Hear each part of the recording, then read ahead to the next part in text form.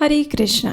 नारद पंचरात्र नामक ग्रंथ में देवर्षि नारद मुनि कहते हैं, आराधितो यदि हरिः तपसा ततः किम, नाराधितो यदि हरिः तपसा ततः किम। इसका अर्थ है कि यदि श्री कृष्ण की आराधना हो रही है तो फिर कठोर तपस्या की क्या आवश्यकता है, और यदि श्री कृष्ण की आराधना नहीं हो रही है तो फिर कठोर तपस्या करने का क्या लाभ है। इस श्लोक से हमें ये शिक्षा मिलती है कि अगर कोई व्यक्ति श्री कृष्ण की प्रेममयी सेवा में संलग्न रहता है तो उसे बाकी सभी तपस्याओं और व्रतों का फल अपने आप ही मिल जाता है। यानी किसी भी व्रत और उपवास के पीछे का मुख्य उद्देश्य अपने आप को अधिक समय तक परम भगवान श्री कृष्ण के चिंतन, जप और सेवा में संलग्न करने का है। हमारे महान वैष्णव आचार्य और वृंदावन के मुख्य 6 गोस्वामियों में से एक श्रील रूप गोस्वामी ने अपने ग्रंथ भक्ति रसामृत सिंधु में भक्ति के लिए अनुकूल 64 अंगों का वर्णन किया है, जिसमें से एक है एकादशी व्रत का पालन करना। एकादशी तिथि मनुष्य के सहस्त्र जन्मों के पापों का नाश करती है और उसके हृदय में भगवत प्रेम और भक्ति का उदय करती है। इस एकादशी का पालन करने वाले मनुष्य को अन्य सभी व्रत, उपवास और दान करने का पुण्य फल स्वतः ही प्राप्त हो जाता है।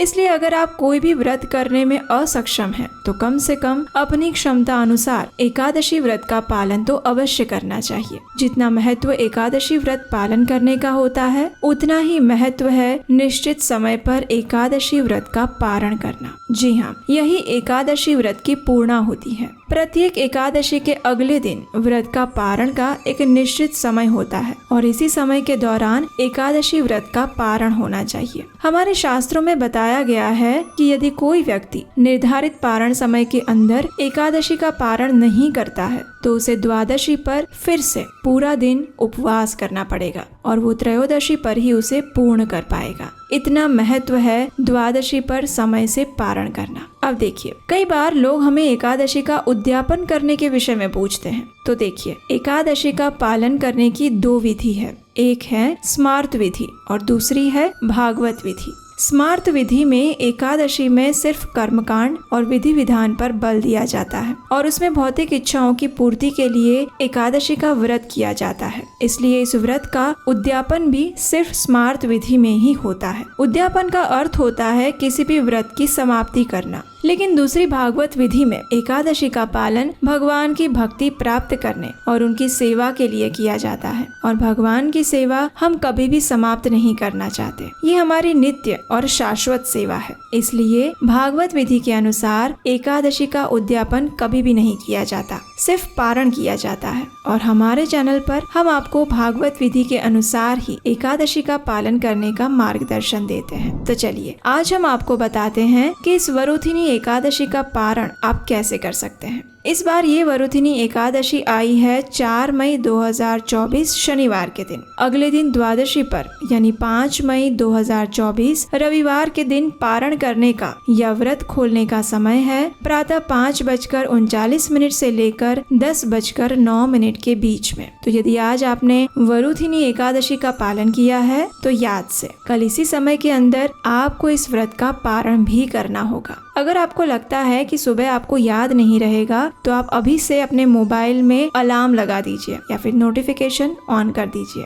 तो आइए अब हम देखते हैं इस एकादशी का पारण करने की विधि। लेकिन उससे पहले अगर आप पहली बार इस चैनल पर आए हैं या अभी तक आपने इस चैनल को सब्सक्राइब नहीं किया है तो जल्दी से सब्सक्राइब बटन पर क्लिक करिए और नोटिफिकेशन ऑन कर लीजिए, क्योंकि ये वही चैनल है जहां हम आपके लिए प्रत्येक एकादशी के विषय में संपूर्ण जानकारी प्रमाणभूत शास्त्रों से लेकर आते हैं। आप हमारे व्हाट्सएप ग्रुप के साथ भी जुड़ सकते हैं, जिसमें हम द्वादशी के दिन सुबह एकादशी पारण का रिमाइंडर भी देते हैं। कात्यायन संहिता में कहा गया है, प्रातः स्नात्वा हरिं पूज्य उपवासं समर्पयेत् पारणन्तु ततः कुर्यात् व्रत सिद्धौ हरिं स्मरन्।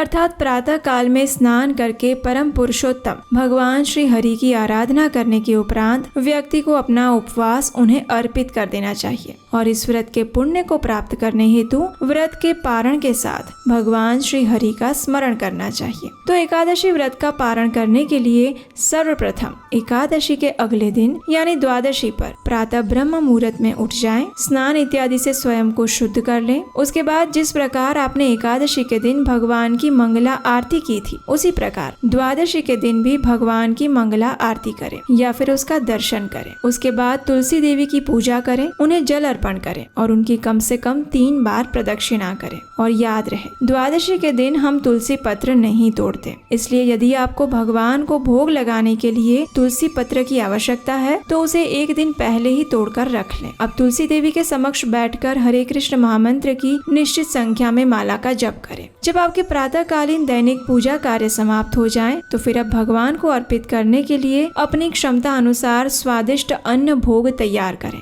उसके बाद उसमें तुलसी पत्र रखकर उसके ऊपर गंगाजल छिड़ककर भगवान को अर्पित करें। अब ये सारे कार्य करते समय आप इस बात का विशेष ध्यान रखें कि ये करने में आपका पारण का समय निकल ना जाए, इसलिए प्रयास करें कि पारण समय से पहले ही ये सारे कार्य समाप्त कर लें। तत्पश्चात यदि संभव है तो अपने घर में किसी वैष्णव या ब्राह्मण को आमंत्रित कीजिए, उन्हें सम्मान पूर्वक आसन प्रदान करिए और उन्हें भगवान का जो भोग लगाया था उसी को प्रसाद रूप में अर्पित करिए। जब वे इस प्रसाद से संतुष्ट हो जाएं, तो फिर उन्हें अपनी क्षमता अनुसार कुछ न कुछ दान अवश्य दीजिए। अब देखिए, आप में से कई लोगों ने हमसे पूछा था कि अगर हम अपने घर पर किसी ब्राह्मण या वैष्णव को नहीं बुला पाते हैं तो क्या करना चाहिए। तो ऐसी स्थिति में आपके पास 3 विकल्प हैं। पहला ये कि आप भगवान को भोग अर्पित कीजिए और उसे अपने नजदीक के किसी मंदिर में जाकर पुजारी को या किसी जरूरतमंद को दे आइए और दान की लक्ष्मी आप मंदिर में दे सकते हैं। अगर इस प्रकार भोजन नहीं दे सकते तो दूसरा कार्य आप कर सकते हैं, कम से कम अपने आसपास के किसी मंदिर में जाकर कुछ न कुछ दान देकर आइए या फिर गौ माता को घास या रोटी खिलाइए। अगर आपको लगता है कि इतना भी समय आपके पास नहीं है तो तीसरा विकल्प है, आप अपने घर में ही भगवान से प्रार्थना कीजिए, अपना एकादशी व्रत उन्हें समर्पित कीजिए और अगर कहीं ऑनलाइन दान देने की सुविधा है तो योग्य स्थान पर ऑनलाइन दान दीजिए। अगर नहीं है तो ये दान की लक्ष्मी आप एक तरफ निकाल कर रख लीजिए और फिर जब भी कभी मंदिर जाएं तो उस समय उस दान को मंदिर में दे दीजिए। अब अगला कार्य है स्वयं पारण करना। स्कंद पुराण में कहा गया है, कृत्वा चैवोपवासन्तु यो अश्नाति द्वादशी दिने नैवेद्यम तुलसी मिश्रम पापकोटि विनाशनम।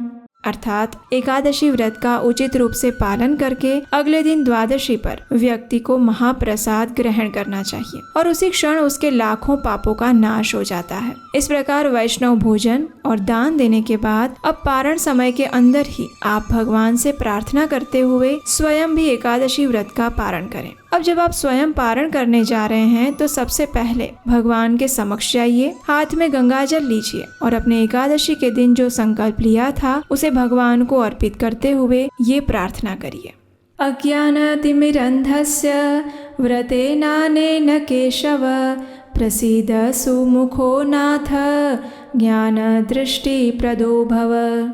हे केशव, मैं अज्ञान रूपी अंधकार से अंध हो रहा हूँ। इस व्रत द्वारा प्रसन्न होकर मुझ पर प्रसन्न हो और मुझे ज्ञान नेत्र प्रदान करे, अपने शुद्ध भक्ति प्रदान करे। इस प्रकार भगवान से प्रार्थना करते हुए एकादशी का फल भगवान के चरणों में अर्पित करिए। अब देखिए, आदर्श स्थिति तो यही होती है कि आप जगन्नाथ जी के पुरी में मिलने वाले सूखे चावल लेकर उससे व्रत का पारण करें। लेकिन अगर वो चावल आपके पास नहीं है तो आप भगवान को अर्पित कोई भी अन्न युक्त प्रसाद लेकर पारण कर सकते हैं। जिन्होंने निर्जल व्रत रखा है वे जल के साथ पारण करें। जिन्होंने सिर्फ जल के साथ व्रत रखा था वे फल या दूध के साथ पारण कर सकते हैं। लेकिन जिन्होंने एक समय फल, दूध या एकादशी प्रसाद लिया था वे अन्न युक्त प्रसाद से ही व्रत का पारण कर सकते हैं। जब हम पारण करते समय भगवान से प्रार्थना करते हैं तो हो सकता है हमारे मन में अनेक भौतिक चीजों को प्राप्त करने की इच्छाएं आए, और ये भी संभव है कि हमने किसी भौतिक मनोकामना की पूर्ति के लिए ये व्रत रखा हो, लेकिन फिर भी इस इच्छा और मनोकामना को भी आपको भगवान के चरणों में अर्पित कर देना चाहिए और भगवान से यही प्रार्थना करनी चाहिए कि अगर उन्हें योग्य लगे तो ही वे आपकी इच्छाओं को पूर्ण करें, और अगर ये इच्छाएं और मनोकामनाएं आपको भगवान की भक्ति से दूर ले जाने वाली हो तो भगवान उन्हें कदापि पूर्ण ना करें। जब कोई भक्त इस प्रकार पूर्ण शरणागति से भगवान को समर्पित होता है तो फिर भगवान जैसे भगवत गीता में वचन देते हैं कि योगक्षेम वहाम्यहम्, यानी फिर भगवान अपने भक्त की भौतिक और आध्यात्मिक दोनों ही जरूरतों का ध्यान रखते हैं। इसलिए हमें सदैव भगवान से उनकी भक्ति ही मांगनी चाहिए। इस प्रकार संपूर्ण विधि से आप वरुथिनी एकादशी व्रत का पारण कर सकते हैं और परम भगवान श्री कृष्ण को प्रसन्न कर सकते हैं। तो ये वीडियो आपको कैसा लगा ये हमें नीचे कमेंट बॉक्स में लिखकर बताइएगा। अगर अच्छा लगा है तो लाइक करिए और इसे अपने मित्रों के साथ भी शेयर कर दीजिए। अगर आपको लगता है कि इस प्रकार इन वीडियो के माध्यम से हम वैदिक धर्म का प्रचार कर रहे हैं और इसमें आप हमारी सहायता करना चाहते हैं तो स्क्रीन पर दिए गए नंबर पर अपना आर्थिक योगदान भेज सकते हैं। और हम प्रार्थना करते हैं कि भगवान आप सबकी भौतिक और आध्यात्मिक मनोकामनाएं पूर्ण करें और आपको उनकी शुद्ध प्रेमा भक्ति प्रदान करें। हरे कृष्णा।